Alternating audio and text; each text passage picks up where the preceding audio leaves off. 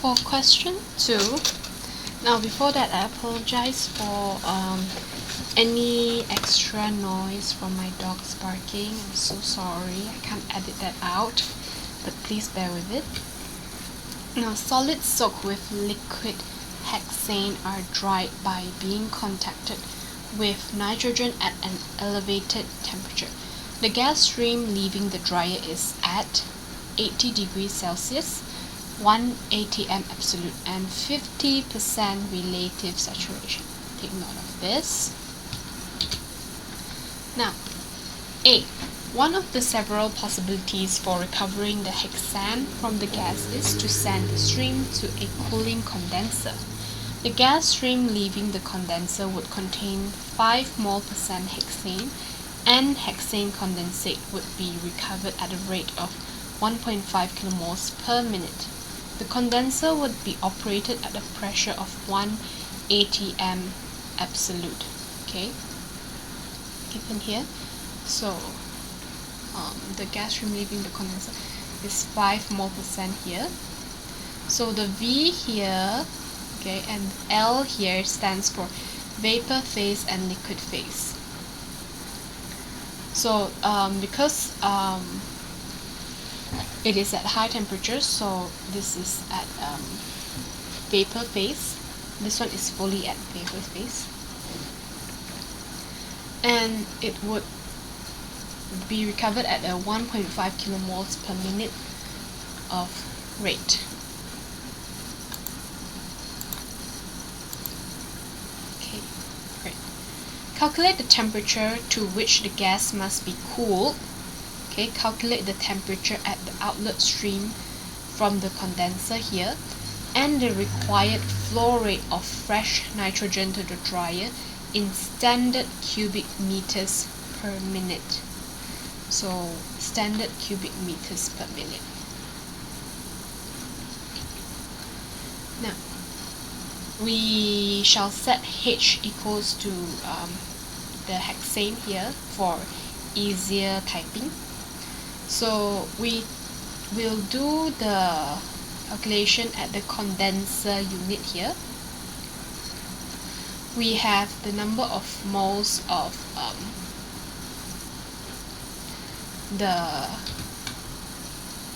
gas coming into the condenser. We call it NO. So NO is the input stream into the condenser. N1, the number of moles of the gas coming out, is N1. And this is 1.5, the recovered hexane in liquid phase. We have the mole fraction of hexane, okay, YO, and you also have nitrogen in here, right? So you only have two components here. Therefore, 1 minus the mole fraction of hexane is the mole fraction of nitrogen that goes into the condenser. And the condition here is 80 degrees Celsius, 1 atm. Over here, we were told that the hexane leaving the condenser from the gas is 5 mole percent. So you have 0.05 kilomole of hexane and 0.95 kilomole of nitrogen. So this is your mole fraction, okay, kilomole of hexane per kilomole of outlet, 0.95 of kilomole of nitrogen per kilomole of outlet. And the temperature here is what we need to find at 1 atm. So we were told that we have a 50% relative saturation at the inlet. Okay, so same, using this YP equals to the vapor pressure of the hexane at 80 degrees Celsius, but because it is at 50% relative saturation, so we multiply it by 0.5.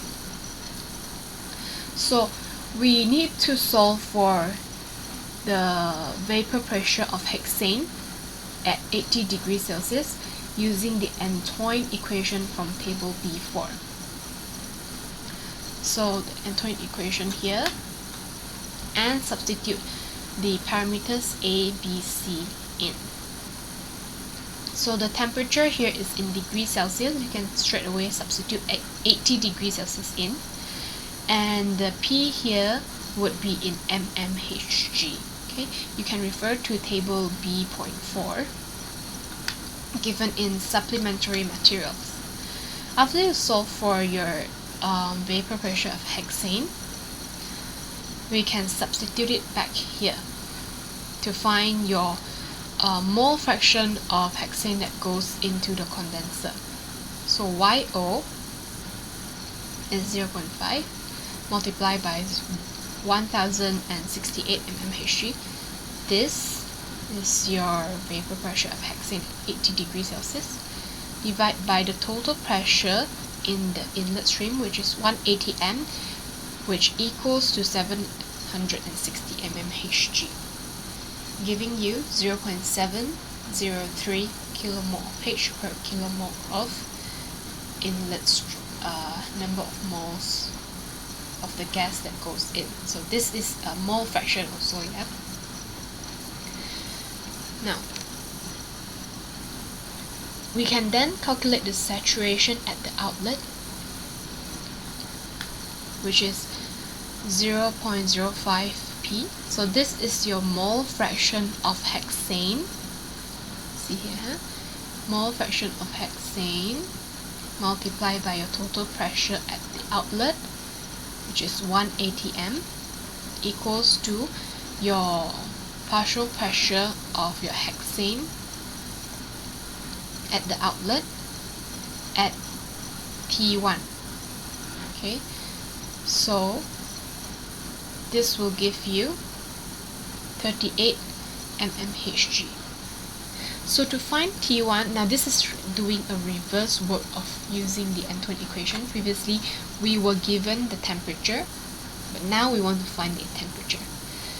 That is why we solve for the partial pressure of hexane at the outlet here. Substitute the vapor pressure of hexane into the Antoine equation. Again, you can get your parameter for the Antoine equation here and solve for T1, which is negative 3.26 degrees Celsius. So the temperature here is negative 3.26 degrees Celsius. Now we want to find NO and N1 here, so that we can find we can actually find the flow rate of the fresh nitrogen to the dryer. So by taking the mole balance, we have in is NO equals to out N1 plus 1.5 here. And we can take nitrogen as balance, so you have 1 minus YO we found was 0.703 mole fraction of hexane in the inlet multiplied by NO equals to 0.95 N1. 0.95 of nitrogen coming out at N1. Okay.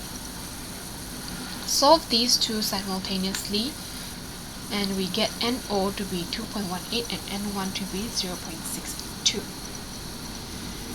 So nitrogen will not actually be reacted in this case. Therefore, the amount of nitrogen that goes in, or the number of moles of nitrogen that goes in should equal to the number of moles of nitrogen that comes out. You don't see nitrogen going anywhere else, so it is not reacted. So to find out the actual number of moles coming out, so this is in fraction, right? This is your fraction of nitrogen multiplied by N1. So this is to solve for your actual number of mole of nitrogen coming out, which is also equal to the actual amount or actual number of mole of nitrogen that goes in, multiplied by the standard condition, which is 22.4 meters square STP per kilomole, which gives you 14.5 SCMM. Okay, standard cubic meters per minute. Okay, this is fixed. At standard temperature pressure, it is 22.4 meter cube.